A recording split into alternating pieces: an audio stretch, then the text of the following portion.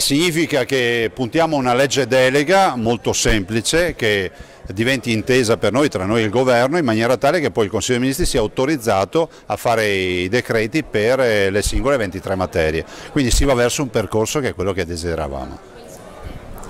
Ma i tempi io penso, immagino, non conosco l'agenda dei lavori del governo, ma mi immagino che si possa chiudere questa partita entro fine anno. Rimangono ferme tutte le 23 le materie? Confermiamo le 23 materie, noi veneti siamo andati quasi 2,5 milioni di veneti a votare per il sì all'autonomia, 23 materie e ovviamente le risorse rispettive collegate alle materie delegate. Secondo lei quali possono essere le direzioni che potrebbero intralciare?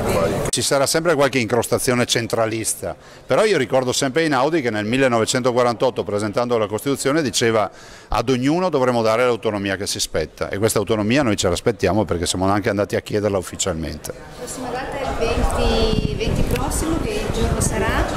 La riunione della nostra delegazione trattante che completerà, io spero, ormai la partita dell'analisi delle singole 23 materie in maniera tale che si sta già preparando la fase successiva alla firma dell'intesa.